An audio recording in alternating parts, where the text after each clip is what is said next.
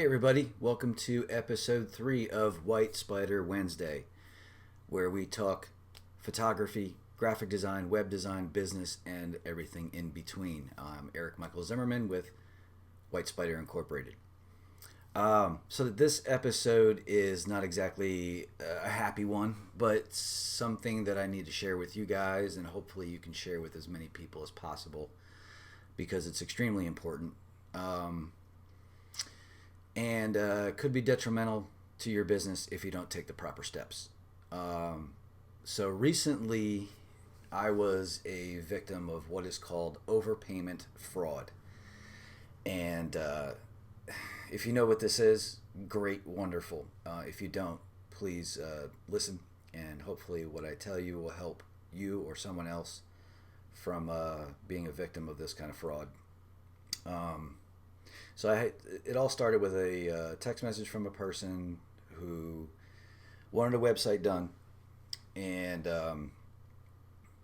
he sent me a link to the site that he wanted me to give him a proposal, gave me his first and last name, and we went back and forth for a couple of days, talking about, cost and everything else. And at first I was a little bit leery, but as the conversations went on, it seemed like it was legit. Once I got an address from him, as I was getting ready to prepare the contract, I had researched his name and address, and everything came up. It all synced up.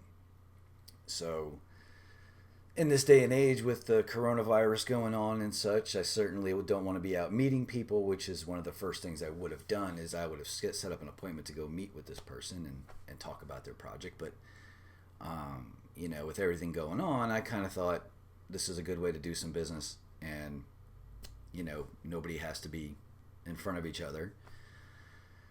So as everything went on, we did the final estimate. I did the contract, and he was ready to move forward. He had then asked me to send him an invoice with an additional amount added to it because he had to pay a project manager a certain amount of money, and he didn't have the project manager didn't have the means to accept credit cards, so he was going to pay me with everything with a credit card, and then have me send him the money through another process, which we ended up doing by Venmo. So at first I was kind of like, okay, well, can't you just mail him a check, But then I thought, well, this guy, he had said he just came out of the hospital and had some brain surgery and such, and so I was like, I'm just going to be helpful here. Trying to do the right thing, try to be a nice guy.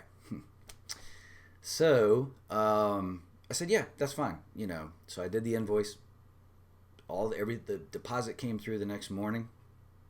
Everything was there, so I was like, okay, he paid the deposit. This guy's legit. He wants to move forward, and I got the information of who to send it to through Venmo. Sent that through, and that everything processed. And then it was the following morning, or maybe the 2 days after. I can't exactly remember. The dates are kind of skewed, but I got a phone call from a person. Disputing a charge on her credit card, and I immediately put two and two together. So the person was very nice, and I apologized to her for what happened. She apologized to me for what happened. We exchanged numbers, and we discussed it, and said that we would do whatever we could to help each other out, through this fraud. So she immediately canceled her credit card. I called my bank and talked to them about it, and at the time they said your account is fine, it doesn't seem like it's compromised, you should be okay. So I wasn't really too concerned with everything until, and I thought I'd never hear from this guy ever again. It was like obvious that he already filtered all this money through. He's done. Well, he sent me another text. And he was asking, hey, how are you? How's everything going? I'm like, God, are you serious?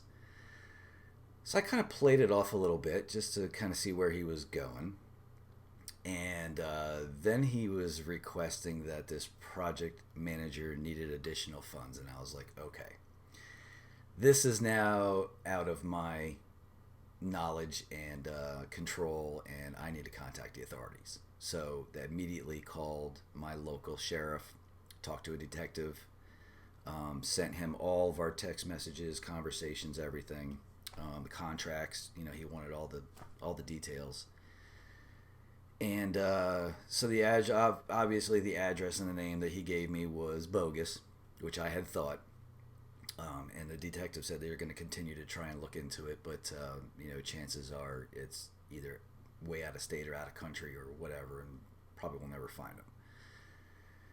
So once again, I'm thinking this is all, you know, we're kind of done over with this stuff, and we have to wait for everything to kind of just work itself out.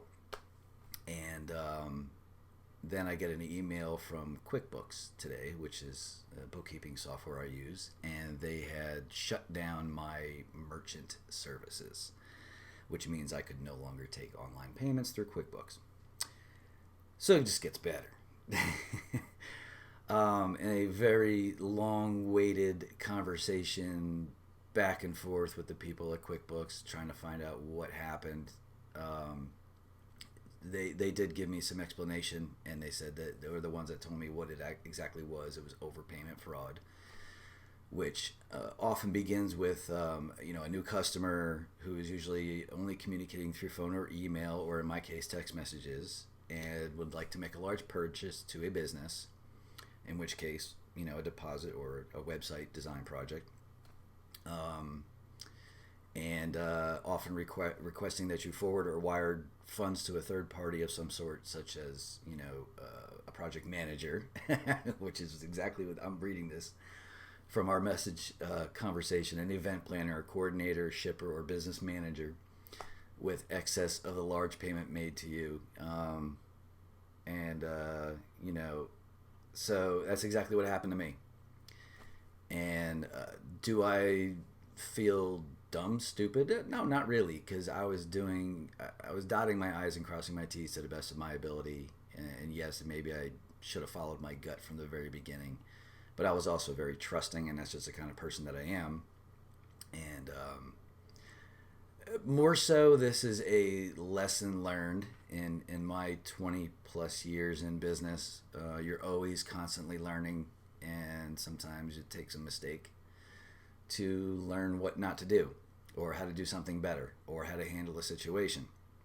And I say that because no sooner did I talk to QuickBooks and such, I get a brand new text message from somebody else looking for graphic design services. And of course, immediately, now that I know and I've been through this, I knew what was going on, and, you know, sent a message back and just said, yeah, I do business with legitimate customers, not scammers and thieves. Didn't hear another peep. Oh, by the way, and this other person, I did send them a message because they were continually calling and messaging me, asking if I was here and if are you available, trying to call me, and I just ignored, and finally I just sent them a message and said, hey, whoever you are, I've contacted the authorities, do not contact me ever again, and that stopped it. So if I hear anything further, I'll try to give you guys updates on what transpires with all this, but I wanted to get this video out ASAP because I don't want anybody else going through what I went through, because it's a mess. It's been stressful, a little bit of paranoia, because you just don't know who these people are. What are they going to do next? So please share this with anybody who has a business and takes credit cards of any type, and just let them know about this overpayment fraud thing. I'd hate to see somebody else go through what I went through, because it sucks and it's not over yet. You know, I still have to take care of some things and wait to hear back from certain people, but at the moment things are kind of under control. So that's my video for today, and I hope everybody is doing well and staying home and staying healthy, and we're starting to see some positive results on this whole coronavirus thing. So let's hope that continues and we can all get back to some normalcy here fairly soon. But thanks for watching. Please subscribe, hit that little notification bell so that you get notified when new videos come out. And take care, everybody. Have an awesome day.